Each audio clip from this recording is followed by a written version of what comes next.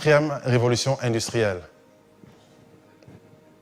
Il y a eu plusieurs révolutions dans l'ancien temps, mais dans le monde moderne aujourd'hui, on cite 4 révolutions industrielles. Donc la première révolution, c'était la machine à vapeur. En fait, la machine à vapeur a déjà existé à l'époque. Les Égyptiens avaient des machines à vapeur. Oui, oui, ils avaient ça, mais en fait, à leur époque, ils utilisaient la machine à vapeur pour ouvrir des portes des temples.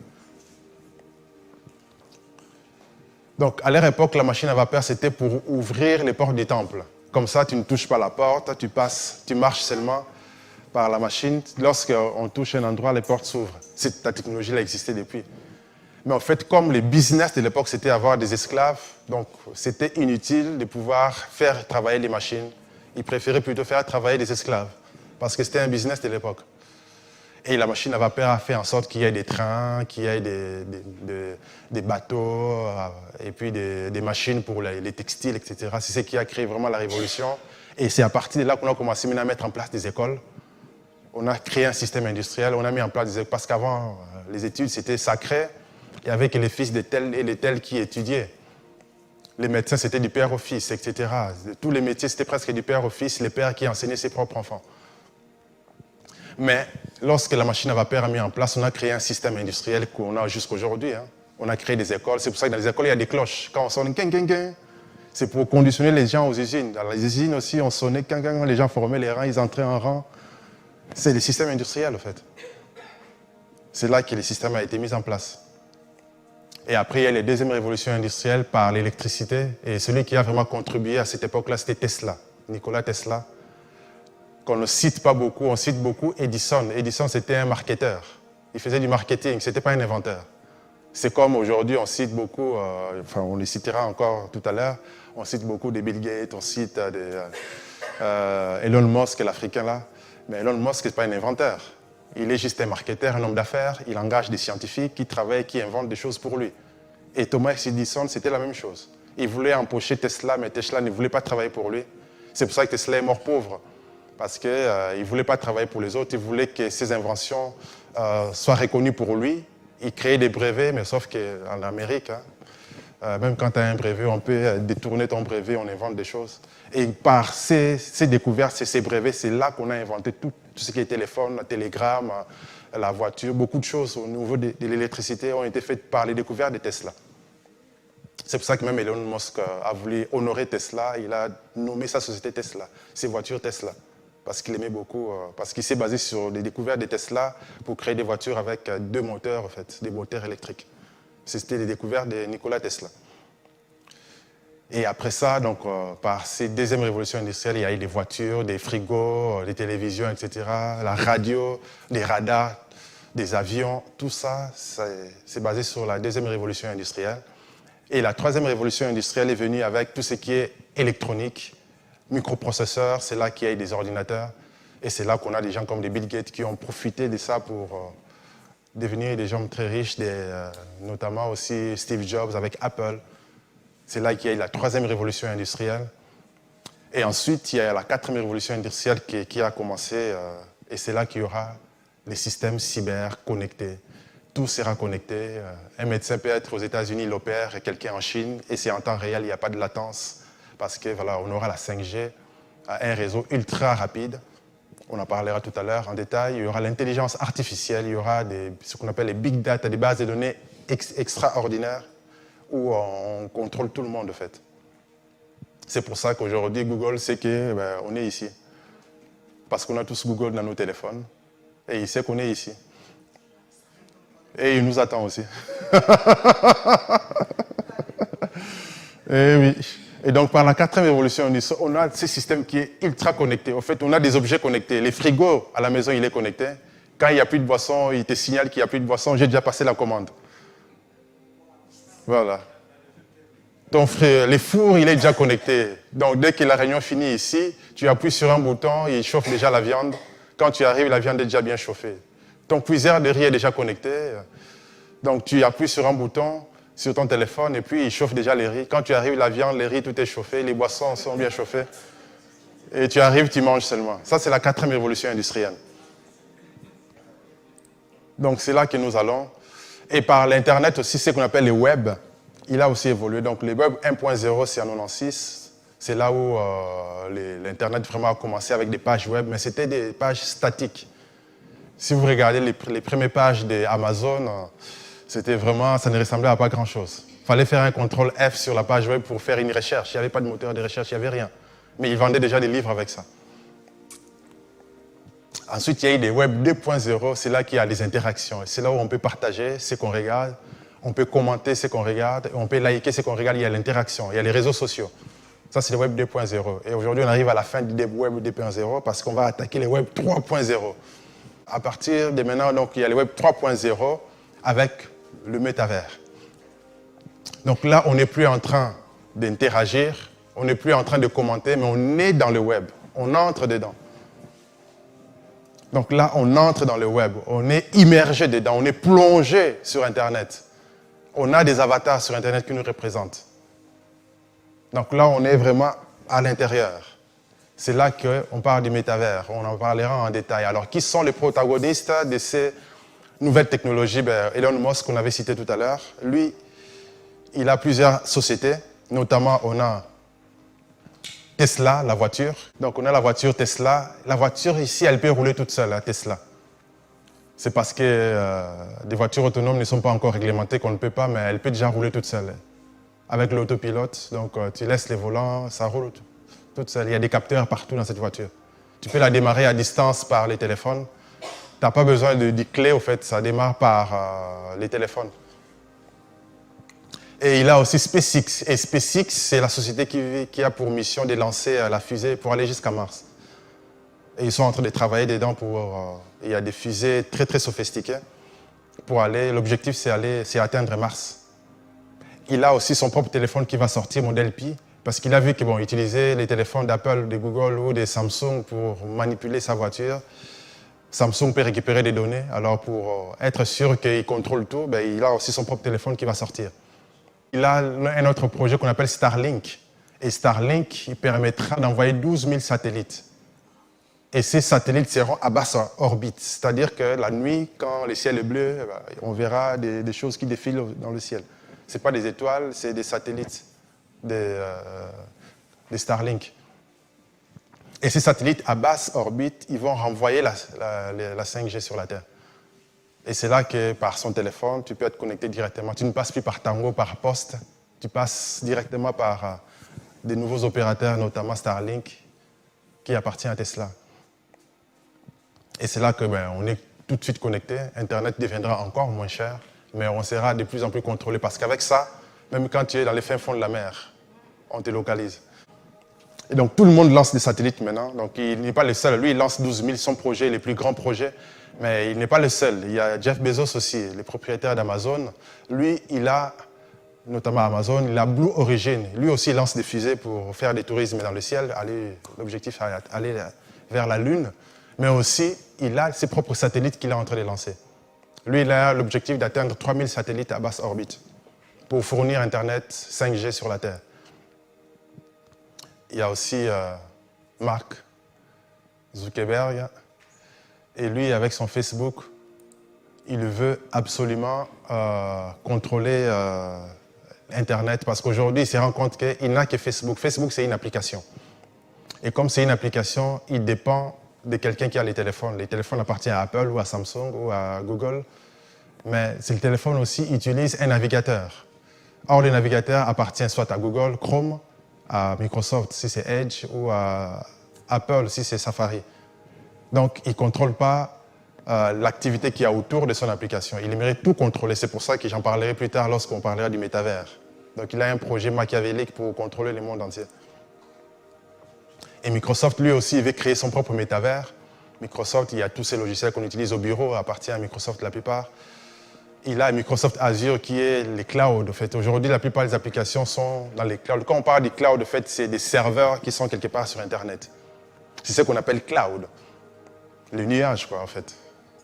C'est là qu'il y a tous les serveurs, en fait. Et lui aussi va créer son propre métavers pour des réunions de travail, pour aller au travail. Tu es au travail représenté par ton avatar. Apple aussi n'est pas... du reste, il ne va pas laisser les autres gagner la bataille. Il contrôle la vidéo, il contrôle l'Apple TV, les musiques, etc. Lui aussi, il a son propre métavers qui arrive. Il a aussi des projets de voitures électriques, beaucoup de choses. Et donc, voyons maintenant l'intelligence artificielle. Comment est-ce que ça va être? En fait, au niveau de cette 4e révolution industrielle, on va utiliser l'intelligence artificielle. L'intelligence artificielle, alors c'est quoi? C'est vraiment l'ensemble des technologies, des algorithmes. Je ne sais pas si vous connaissez le mot algorithme, ou je dois expliquer. Algorithme, en fait, c'est un raisonnement. Ce n'est pas encore les codes, en fait. L'algorithme, c'est juste les raisonnements. Parce que quand on fait la programmation, avant de coder les raisonnements qu'on veut faire, la procédure ou encore la fonctionnalité qu'on veut mettre en place via une application, on va d'abord réfléchir. On va voir les étapes. On veut vraiment simuler l'intelligence humaine par les applications, par des robots. Donc, quand tu te lèves, tu te dis, tiens, tu ne réfléchis peut-être pas, tu te lèves, tu brosses tes dents, tu prends ton petit déjeuner, ensuite tu pars. Et on aimerait qu'un robot puisse reproduire cette intelligence humaine de manière naturelle. Et on sait qu'on peut faire beaucoup d'algorithmes. On peut avoir un robot, par exemple, qui peut garder, surveiller les enfants. Alors on va lui dire, tiens, quand un enfant demande de l'eau, tu lui donnes de l'eau. Quand un enfant, par exemple, il veut aller aux toilettes, tu lui permets d'aller aux toilettes. Mais s'il veut sortir de la maison, ne lui permet pas de sortir. Ça, c'est un raisonnement qu'on va intégrer dans un robot. Et le robot peut surveiller les enfants, il ne va pas lui permettre de sortir, il ne va pas lui permettre de sauter par la fenêtre. Et le robot peut surveiller les enfants parce qu'on lui a mis ces raisonnements-là. C'est ça l'algorithme. Mais maintenant, s'il y a quelque chose qui n'est pas prévu, qu'on n'a pas mis dans l'algorithme, le robot ne pourra pas le faire. C'est pour ça que dans l'intelligence artificielle, la bataille aujourd'hui, c'est de pouvoir mettre la conscience dans des machines. Comme ça, la machine devient comme un être humain. Il peut réfléchir par lui-même. Et l'être humain devient comme un Dieu, un créateur. Avoir des machines qui ont des consciences. Et comment est-ce qu'ils vont faire ça? On en parlera tout à l'heure. Je vous montrerai comment ils vont faire. Alors, pour tout ce qui est métaverse, donc c'est vraiment l'ensemble des mondes virtuels. Parce que je ne sais pas s'il y a des gens qui jouent aux jeux vidéo ici, ne soyez pas gênés. Il y a des jeux qui sont indicatifs. Voilà, il y a des jeux vidéo qui sont déjà dans le métavers. Pour les jeux vidéo, pour le moment, c'est limité parce que c'est limité par rapport au scénario du jeu. Ce que Mark Zuckerberg aimerait mettre en place, c'est un monde qui est illimité comme le monde normal. Un monde virtuel illimité, avec toutes les possibilités. Donc on peut vivre dedans, on peut rencontrer des gens, on peut se marier dedans, on peut faire tout ce qu'on veut travailler, donc on peut tout faire dedans. C'est vraiment un monde. Et c'est ce film-là, Ready Player One, c'est un film de Steven Spielberg qui montre cela. Et Mark Zuckerberg s'est inspiré de ce film pour faire son métavers qu'il est en train de faire. Donc il va recruter beaucoup d'ingénieurs pour mettre ça en place. Ces mondes virtuels, au fait, quand on dit métavers, c'est le monde d'après, le monde d'au-delà. C'est ce que ça veut dire en grec, au fait, métavers. C'est le monde d'au-delà. Mais la licence hébraïque, il y a un sens caché que je vais développer tout à l'heure aussi pour vous expliquer les faces cachées. Donc, pour aller vraiment dans le métavers, pour plonger dedans, on va utiliser plusieurs technologies. On va utiliser d'abord la réalité virtuelle. Lorsqu'on parle de la réalité virtuelle, c'est vraiment par rapport au... On met un casque, je vous montrerai les casques à réalité virtuelle. Et donc là, vous êtes totalement immergé. Aujourd'hui, par exemple, YouTube, si vous avez un casque, vous pouvez être immergé parce que YouTube permet de regarder YouTube via la réalité virtuelle. Donc, il y a un casque, on est totalement immergé dans le monde virtuel. On ne voit que le monde virtuel. Donc, il y a des choses positives. Si on peut mettre un système éducatif où les enfants sont immergés, on les enseigne, ils ne sont pas distraits, ce serait génial. Ça serait un système où les enfants ne pourront plus échouer parce qu'ils seront concentrés à 100%. Donc, on peut aussi utiliser ce qu'on appelle la réalité mixte via des lunettes. Et Google a déjà développé les lunettes il y a plus de 10 ans. Il était trop en avance, il n'y avait pas encore la technologie. Et aujourd'hui, les policiers, par exemple, ils peuvent mettre ce genre de lunettes et on lui envoie des informations via des lunettes. On lui dit, tiens, telle personne que tu vois là, c'est un suspect, attrape-le. Voilà, via des lunettes, on peut lui mettre des informations. Donc, il voit le monde réel et il voit aussi le monde virtuel. Et il y a aussi ce qu'on appelle la réalité augmentée. Et il y a un jeu vidéo qui a cartonné depuis vers le 2016 qu'on appelle Pokémon Go. Je ne sais pas si quelqu'un a joué à ça. En fait, dans Pokémon Go, vous voyez des gens dans un coin en train de chercher des monstres pour capturer des monstres. Parce qu'en fait, dans le monde réel, on ajoute des choses du monde virtuel. C'est ça la réalité augmentée. On augmente la réalité. Et c'est via cette technologie. Donc, on aura ces 3 technologies pour tout ce qui est métavers.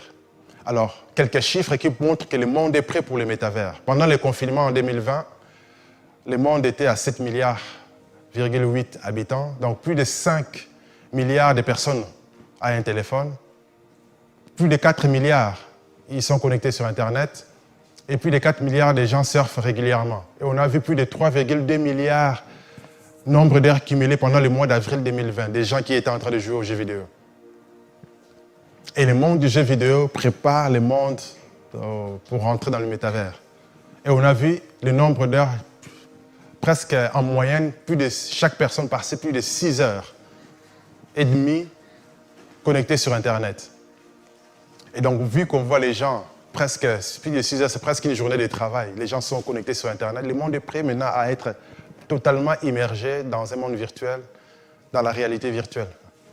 Ces chiffres le prouvent. Et c'est pour ça que, voilà, Mark Zuckerberg a trouvé que c'était le moment, il fallait lancer cela. Alors, comment cela va fonctionner? Donc, dans le monde virtuel, qu'est-ce qu'on va faire dedans? Le monde du jeu vidéo nous montre déjà Fortnite. Dans Fortnite, par exemple, le jeu, là, je ne sais pas si vous connaissez. Voilà. Dans Fortnite, on peut déjà être totalement immergé. Si tu as les casques virtuels dans Fortnite, tu peux déjà être immergé dans le monde virtuel et rencontrer des gens, jouer. Mais on est limité par les scénarios du jeu. On peut acheter des choses virtuellement et on peut vivre virtuellement, faire tout un tas de choses, mais c'est limité au scénario du jeu. Maintenant, par rapport au métavers de Mark Zuckerberg, le but c'est vraiment de faire tout comme dans la vie normale, le faire dans un monde virtuel. Donc aujourd'hui, ils aimeraient bien faire des réunions, donc on peut être représenté par son avatar dans le monde virtuel. Donc comment ça va fonctionner? Donc on met les casques et on a un avatar qui nous représente dans le monde virtuel. Et cet avatar, on peut les relooker comme on veut, en fonction du style, de la créativité qu'on veut. Et il nous représente, il peut se balader, rencontrer des gens, parler, manger, faire la fête, assister au concert. C'est pour ça que ça ouvre la porte à beaucoup de possibilités, à beaucoup de choses qu'on peut faire. Donc on peut assister à des réunions, participer à des événements, on peut rencontrer des gens, on peut faire du shopping. Maintenant, tout ce qui est produit digital, produit virtuel, c'est ce qu'on appelle les NFT. Et ça, c'est un business qui cartonne aujourd'hui. Je ne sais pas si vous avez entendu parler des NFT. Non? Voilà, les NFT, c'est ce qu'on appelle un non-fungible token. En fait, c'est au niveau de la blockchain. Au niveau de la blockchain, on a la technologie pour faire la monnaie virtuelle. Ce qu'on appelle les crypto-monnaies. Ça passe par la technologie des blockchains. Mais aussi, on s'est rendu compte que dans le monde normal, les œuvres d'art sont authentifiées via des certificats pour dire que cette œuvre d'art appartient à telle personne, tel collectionneur. Et sur Internet, il n'y avait pas ça. C'est pour ça que les gens pouvaient piquer la photo de quelqu'un, Photoshop, on efface les logos que la personne avait mis et ça devient ma propre photo, je poste ça. Donc il n'y avait pas vraiment de protection d'œuvres d'art virtuelles. Et via la technologie des blockchains, on a créé ce qu'on appelle des NFT. Et là, on peut avoir une photo authentifiée que ça appartient à telle personne. Et grâce à ça, aujourd'hui, on vend des œuvres d'art virtuelles très très chères. Et ça cartonne sur Internet. Les gens peuvent s'acheter une photo, une peinture ou encore une œuvre d'art. Ça peut être une bête vidéo, extrait, par exemple. Quelqu'un va racheter ça, authentifier que ça lui appartient. Si quelqu'un veut cette chose-là, il faut aller vers cette personne-là. Et beaucoup de collectionneurs achètent des œuvres d'art virtuelles, ils les collectionnent, ils les revendent. Et c'est un vrai business aujourd'hui, des NFT. Donc si tu es designer, graphiste, voilà, c'est un business à lancer. Est-ce qu'il y a quelqu'un qui aime le design ici, qui fait les graphismes? Ça, c'est aussi un métier du futur. On en parlera dans la deuxième session, mais c'est un métier du futur. Et donc, on peut se promener dans les espaces virtuels. Donc, il y a beaucoup de choses à faire au niveau du métavers. Et donc, il y a des métiers, par exemple, comme les architectes ou encore les agents immobiliers. Au lieu de faire déplacer les gens, aujourd'hui, on peut créer, par exemple, quand il y a un bien, on peut les filmer en 360 degrés. On peut l'introduire dans une technologie de la réalité virtuelle, faire visiter les gens en réalité virtuelle pour éviter de faire déplacer les gens. On gagnera tous du temps. Et donc, les créateurs de mode aujourd'hui, il y a des sites internet qui vendent justement des NFT, des œuvres d'art virtuelles, des chaussures virtuelles, et ça cartonne, les gens achètent. Nike a acheté une société qui fabrique des chaussures virtuelles. Parce que c'est ça le futur, les gens achèteront des chaussures virtuelles très très chères. Ce n'est pas des chaussures à porter, mais c'est virtuel. Et les gens achètent. Un bateau virtuel, les gens achètent. C'est la folie. On ne peut pas imaginer comment des gens achètent des choses qui ne sont pas concrètes. C'est ça la folie de l'être humain. C'est incroyable. Donc les gens achètent des produits virtuels comme ça. Et c'est un business qui cartonne, vraiment. Si vous êtes designer, il faut se lancer. Et donc, comment on peut y accéder via des... Ça, c'est casque à réalité virtuelle. Et on peut aussi avoir des lunettes pour voir la réalité mixte, c'est-à-dire voir le monde normal et dans le monde virtuel. Donc ça, c'est des produits qui se vendent déjà. C'est pour ça que Mark Zuckerberg, il a une société qui fabrique des casques. Ça s'appelle Oculus. Et donc, son but, c'est de contrôler vraiment l'appareil que les gens utilisent. Comme ça, il contrôle les gens. Il va mettre en place un système d'exploitation. Comme ça, tous ceux qui vont utiliser ce système d'exploitation, il aura leurs données, il pourra contrôler ce qui se passe et il aura ses applications à lui-même. Donc, il va tout contrôler, il va avoir les monopoles, les pleins pouvoirs. Donc, il y a déjà des plateformes en métavers qui existent, comme des sites décentralisés. Vous pouvez créer des objets virtuels dedans. Vous pouvez plonger dedans, créer vos propres objets, créer votre propre monde virtuel. Ça existe déjà, vous pouvez y aller pour les curieux qui aiment. Il y a des sandbox qui aussi permettent de créer des objets virtuels. Et celui-là permet de jouer aussi dans le monde virtuel et d'acheter des objets virtuels. C'est des sites qui existent déjà aujourd'hui, des plateformes. Alors, la face cachée